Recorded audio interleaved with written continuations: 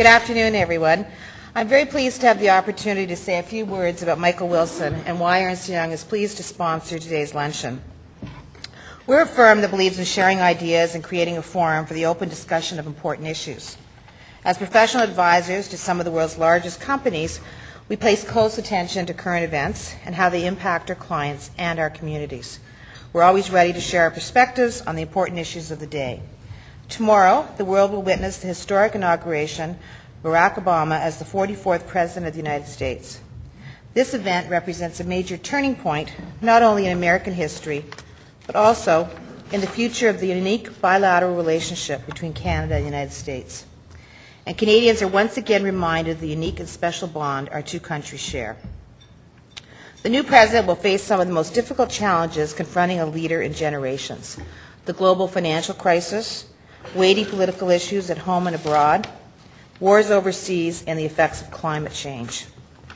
Ambassador Wilson joins us today to talk about some of the challenges facing the new president and how Canada and the U.S. can work together to tackle them in the coming years. On a personal note, I've always owed Mr. Wilson a great debt of gratitude, albeit that he may not know this. While in various ministerial roles through his career in the federal government, he was instrumental in the creation of the Canada-U.S. Free Trade Agreement and the introduction of the GST. For most of my career, I worked in the commodity tax area, and these major legislative changes really helped my career take off and are really responsible for me being where I am today. And one final note, in the 1990s, Ambassador Wilson provided consulting services in a co-venture with my firm Ernst & Young. This, coupled with his boost to my career, why I've always been a great fan of Michael Wilson. So thank you very much, and it's our pleasure to be sponsoring today's luncheon. Tom?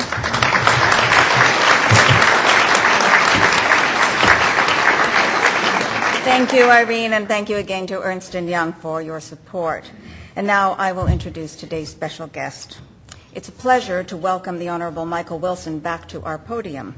It's been almost exactly a year, and quite an event-filled year, too, since Ambassador Wilson's last visit. We were just chatting before, and we think he may have addressed the Canadian Club as many as 10 times in the course of his career, but we'll check on that. Tomorrow, President-elect Barack Obama officially becomes President Obama, and his candidacy and his victory have been closely watched and enthusiastically applauded by Canadians, as by the rest of the world. President Obama's new administration, as Irene noted, and as everyone has noted, will face unprecedented challenges. And we all know that we have a special relationship in Canada with the U.S., and we share some of those challenges. As North American neighbors, Canada and the U.S. have a shared destiny, linked, as John F. Kennedy once said, by geography, history, economics, and necessity. Today, when we know that the President will be visiting Canada in the next little while, today we are in a unique position to be welcoming somebody who has insights that many of us do not have into what might be the subject of the agenda when the Prime Minister of Canada and the President of the United States do meet. Michael Wilson has participated in Canadian-American bilateral relations in a number of significant roles over the years. As Federal Minister of Finance from 1984 until 1991, he was Minister of Industry, Science and Technology, and then he was Minister of International Trade. In all those roles, he represented Canada at the IMF, the OECD, GATT, and the G7 ministers' meetings. He was also a primary negotiator of the North American Free Trade Agreement. Prior to assuming his responsibilities as Canada's 22nd representative to the U.S. in March 2006, Ambassador Wilson served as chairman of UBS Canada and vice chairman of RBC Securities. He knows finance, he knows politics, and he knows world affairs. And as well as being a great businessman and statesman, Ambassador Wilson is also active in a number of important community organizations and causes, including the Centre for Addiction and Mental Health, the Canadian Council for Public-Private Partnerships, and the Canadian Coalition for Good Governance. I am also told that he is a former director of the Canadian Club, and his father, Harry Wilson, is a former president of the Canadian Club. How's that for a commitment to public service and volunteerism? So, please join me in welcoming the the Ambassador to the U.S., Michael Wilson.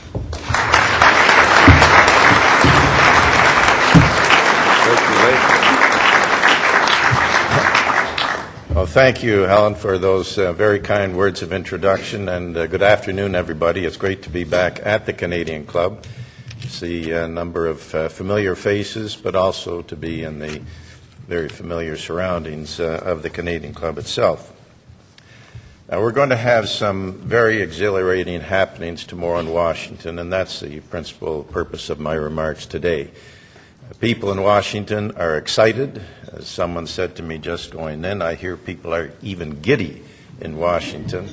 I'm not sure that Washingtonians get giddy. Maybe they did, Alan, when you were around, but not so much recently. But Barack Obama will be sworn in tomorrow as the 44th President of the United States, and this is a remarkable achievement.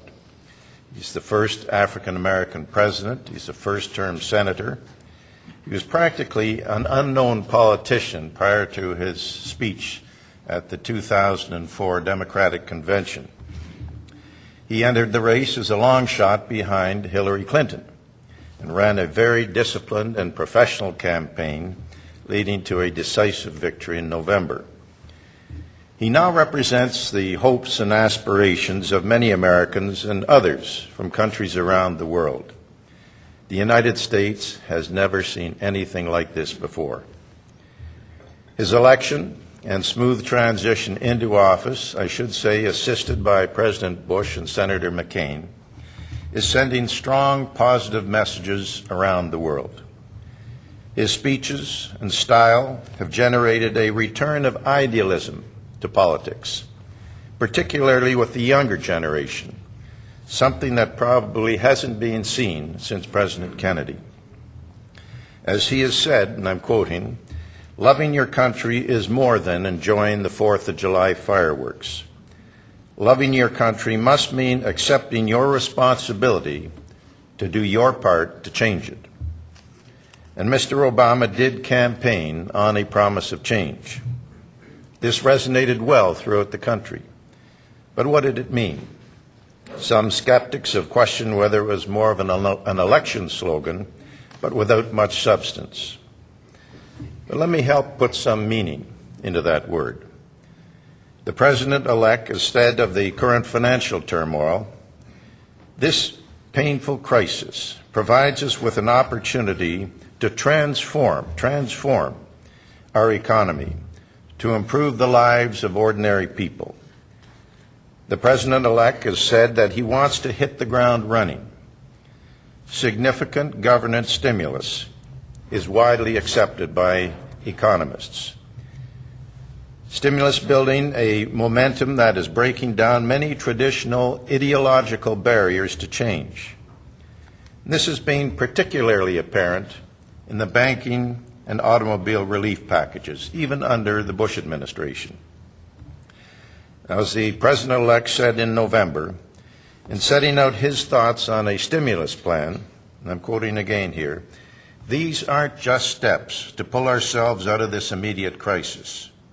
These are long-term investments in our economic future that have been ignored for far too long." Clearly, the economic crisis is aligning with the Obama agenda to produce an opportunity which he intends to capture. So observers expect that an Obama administration will combine this broad-based desire for action with unprecedented financial support from Congress to kickstart a number of campaign promises under the rubric of a broad stimulus plan. As a result, one conservative commentator said recently, President Obama now has more latitude when it comes to the role of government in the economy. So change is in the wind, and I expect that it will prove more than just a political catchword. Tomorrow's swearing in is an inauguration of historic significance. Despite the economic situation, Americans are hopeful about the new administration and supportive of the incoming president. I believe that Canadians are similarly hopeful. We want the Obama presidency to succeed. We should be encouraged by the course of his transition during the past 11 weeks. The President-elect has regularly signaled an open, collaborative, and pragmatic approach. It is commonly expected in Washington that as President, he will listen to the United States' friends and allies. This should come as no surprise. The personal background he brings to the presidency is unlike any of his 43 predecessors. The expectations of the new administration are enormous, and so are the challenges. The United States is fighting two wars simultaneously. The international agenda is already the most daunting and complex since the end of the Second World War. And we're facing a global recession. With that, and the pressures for action on health care, climate change, and education reform, the new president faces a very full in-basket. To deal with this, the president-elect has moved quickly to build what most observers regard as a strong, moderate, experienced, and pragmatic cabinet. This is clearly the case with the economic team. Tim Geithner, Larry Summers, Paul Volcker, and Christina Romer. In the President-elect's words, our core economic theory is pragmatism. I think that's the third time I've used that word, but it's something that comes up regularly in the discussions around Washington. We can also expect continuity in the administration's response to the credit crunch, particularly through the presence of Tim Geithner and Federal Reserve Chairman Ben Bernanke.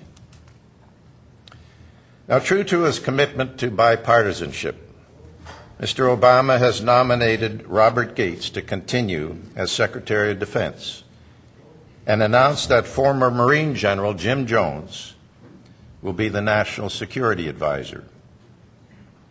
These two men, together with Hillary Clinton as Secretary of State and Governor Janet Napolitano on Homeland Security, present a solid, experienced, and centrist approach to foreign and national security policy. And the President's choice of the Nobel Prize-winning physicist, Stephen Chu, for Secretary of Energy demonstrates his administration's commitment to science as a guide to policy. The energy and environment teams will bring focus and leadership to climate change. We should expect policies designed to move the country noticeably away from a carbon-based economy. Policies reinforced by a strong commitment to technological change and greater reliance on alternative energy sources. This signals a clear shift in direction from the outgoing administration. Now, under the Obama leadership, I foresee a highly disciplined and measured approach to government, something that has been a hallmark of the Obama campaign and transition. The incoming administration, of course, is only a co-equal branch of U.S. government. Policy making and legislating are often messy processes in Washington. That won't necessarily change simply because the Democrats control both branches of Congress and the White House. What seems clear is that Congress is looking to the Obama administration for leadership. And having campaigned on a commitment to reach across the aisle, the incoming administration is sending lots of signals that it intends to pursue bipartisan support for its initiatives. At the embassy, we've been engaging members of the Obama transition team. We'll start working closely with the members of the Cabinet and the White House, as well as with other significant officers below Cabinet level. And just as we have in the past, we'll also be making our case directly with members of Congress. Our challenge at the embassy will be to assess the direction of the Obama team very quickly and engage with their cabinet members and other major players.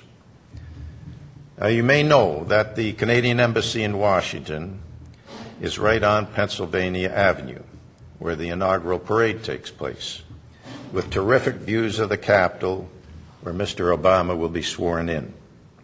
We're taking advantage of this.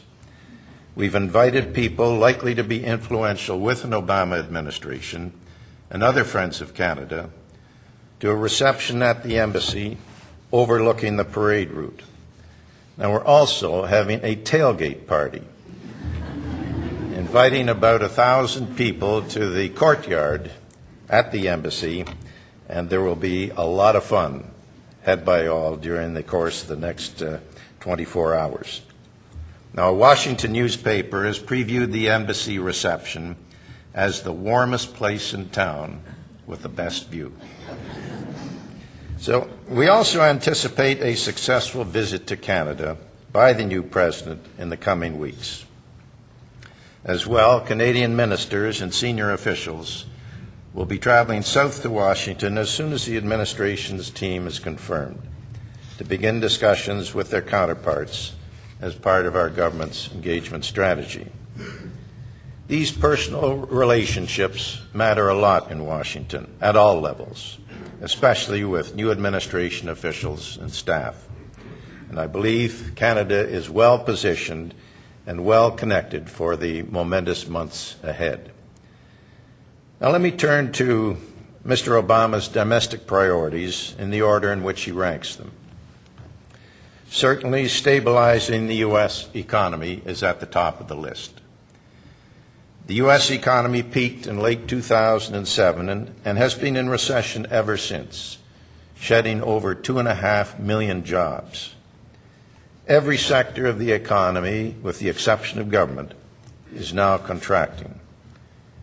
The American response has been unprecedented since the Second World War.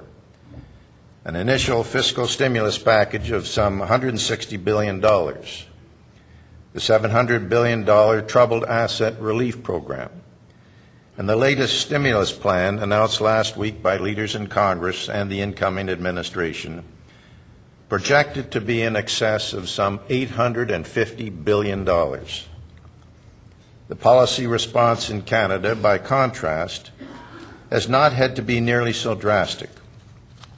While the pace of economic growth slowed in 2008, our economy continued to expand through the end of the third quarter of last year, which is the latest period for which data is available.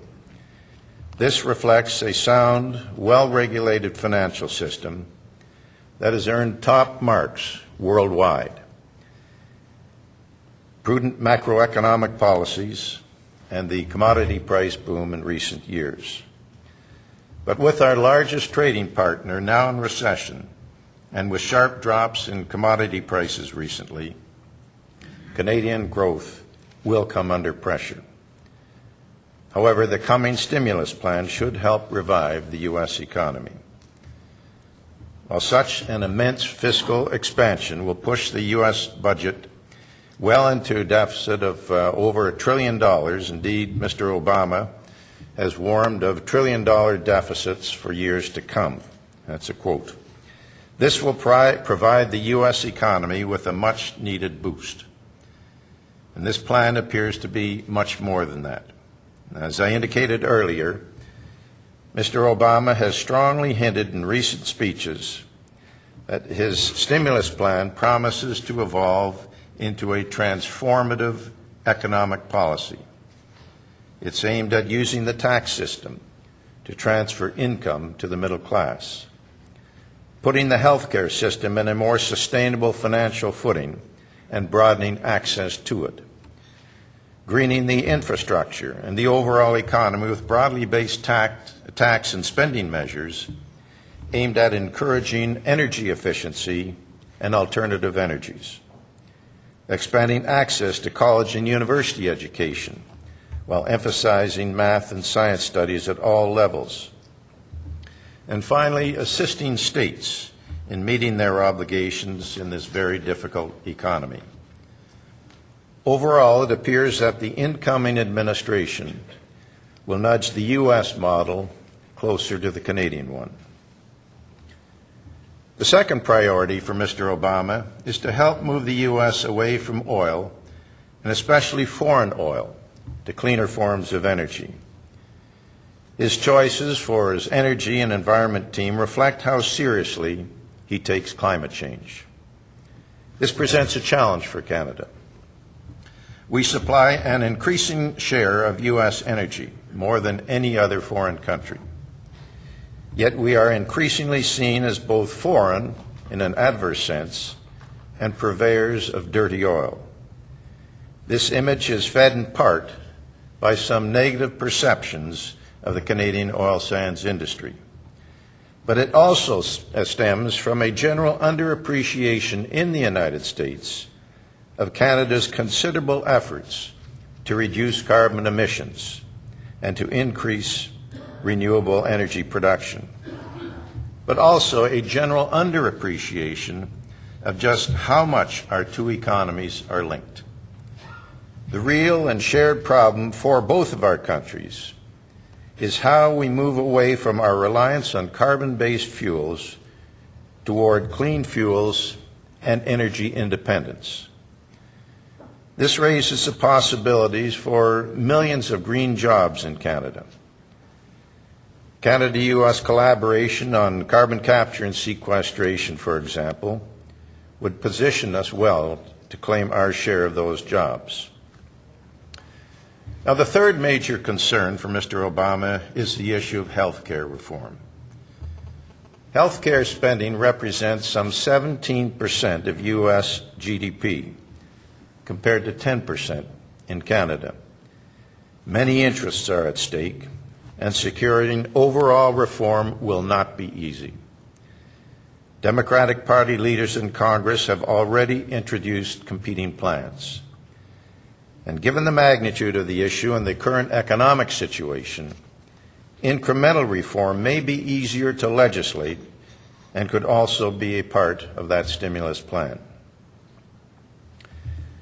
Now, I'd like to make some observations on U.S. foreign policy. The President-elect has clearly signaled a change of direction and a change of style. While he has been careful to keep the military option on the table, he has indicated a greater role for diplomacy, dialogue, and a more multilateral approach to managing conflicts before they reach a crisis point. In his words, he's promised a foreign policy based on principles and pragmatism, not rigid ideology. And as Secretary of Defense Bob Gates acknowledged last summer, the lines separating war, peace, diplomacy, and development have become blurred and no longer fit the neat organizational charts of the 20th century.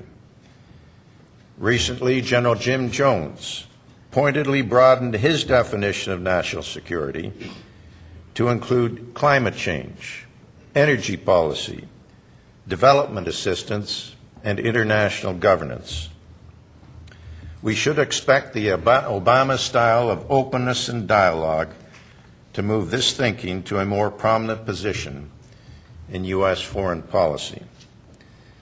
Senator Clinton highlighted this priority of returning diplomacy to the heart of U.S. foreign policy in her confirmation hearings last week. And as Mr. Obama stated in this campaign, his overriding foreign policy priority will be the drawdown of troops in Iraq and making the war in Afghanistan the central front in the war on terrorism. And the new administration will have to engage quickly and show leadership in the Middle East peace process in light of the current crisis in Gaza and on the issue of Iran and its desire to obtain nuclear weapons. Another Obama objective is to change and improve the image of the U.S. globally, collaborating closely with American allies and like-minded countries. He will be looking for credible partners and allies to help the U.S. deal with the wide range of challenges that he's facing. There is a recognition that the U.S. does not have the capacity to do it alone. So Canada has an important role to play. Canada's intersecting and complementary networks of international memberships invite shared approaches with the United States. Other Canadian foreign policy priorities, such as our involvement in Afghanistan, controlling nuclear proliferation, and strengthening multilateral institutions, align well with those of the Obama administration. On this continent, Canada remains an essential partner in keeping North America secure through unparalleled 24/7 cooperation with our mutual border, law enforcement, and intelligence agencies. We're partners in the defense of North America. Our defense industries have been integrated since the Second World War. For half a century, we have shared command of the North American Aerospace Defense Command, NORAD. Canada has one of the largest combat forces in Afghanistan, forces that have suffered a disproportionately high share of Allied casualties. Along with many brave young Americans, we're fighting to make sure that that country no longer provides a haven for terrorists. And with the renewed focus of the administration on Afghanistan, we're confident that we'll make more progress on security, governance, and development as we head to 2011. Canada's commitment to bolster our military forces, properly equip them, and contribute meaningfully to operations abroad, including combat missions, is applauded in Washington. This strengthens our standing where it counts. So where do relations with Canada fit within the constellation of issues of the new U.S. administration that they have to deal with? First of all, let me emphasize, Canada and the U.S. enjoy the largest and deepest relationship in the world, one built on enduring goodwill. Over the last 3 years in Washington, you'd be surprised at how many senior U.S. policymakers tell me how critical and encompassing is their relationship with Canada. And I can say without hesitation that our relations are in terrific shape. As I mentioned earlier, there's great scope to work with the United States in the world. And there's great scope to cooperate on energy, environment, and climate change. And most important of all, we share one of the world's largest and most comprehensive trading relationships, which supports millions of jobs on both sides of the border. We must continue to work together to deepen and strengthen this trading relationship that has been so beneficial for both of our countries. We will impress that view on the new administration and particularly on Congress, where protectionist measures are more likely to be felt. We must work to make sure that our actions on automobiles, on economic stimulus, and on financial sector reform through the G20 reflect the reality of an integrated North American market. And we must work with the new administration on making sure that the border affords both security and smoothly moving commerce. We look forward to collaborating with Homeland Security Secretary Napolitano to see how we can manage the border better, improving infrastructure and using new technology. All of the indications sent by the incoming administration and all of the conversations that I've had with those who will occupy senior positions within it suggest an open and productive relationship between our two countries. As Prime Minister Harper said to the Americans after the presidential election, Canada is your most reliable ally and best friend and partner in the world. This is a tremendous historic occasion for the United States. The Canada-U.S. relationship is unique, and it's the envy of the world. Tomorrow will be a landmark day for the United States and President-elect Obama and his family. He is facing major domestic and international challenges. Some would describe them as daunting. But no president in living memory has been given such an opportunity to change the direction of his country, both in domestic policy and its relations with the rest of the world. Expectations are high, and an encouragement from most quarters is sincere and profound. And I'm sure that all of us in this room would want to wish President Obama Godspeed and good fortune as he assumes his awesome responsibilities. And I'll take those sentiments with me to Washington tomorrow as I enjoy the excitement and the festivities of this historic inauguration. Thank you very much.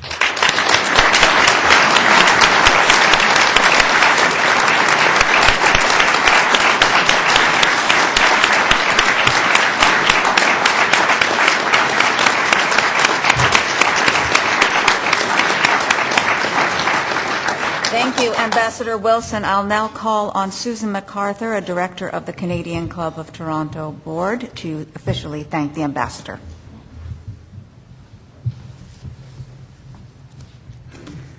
Thank you very much, Ambassador Wilson, and thank you all as well for joining us here today. I'd also like to extend our appreciation to Ernst & Young, sponsors of today's event. There has been a real sense of excitement and anticipation as the United States, and indeed the entire world, waits for an incoming American administration led by Barack Obama. While this new president is expected to bring change, as he has pledged to do, economic challenges will impact his ability to do so. But history shows that in crisis is often opportunity, and when President Obama and Prime Minister Harper sit down together in Ottawa, there will be a very real opportunity presented to them. A new chapter in Canadian-American relations could be written as the two leaders work together for the mutual good. Whether it's on matter of the economy, security, or the environment, our two countries need each other. Thank you, Ambassador Wilson, for reminding us of the important bond and friendship between our two great countries and of the tremendous potential that lies in our shared future.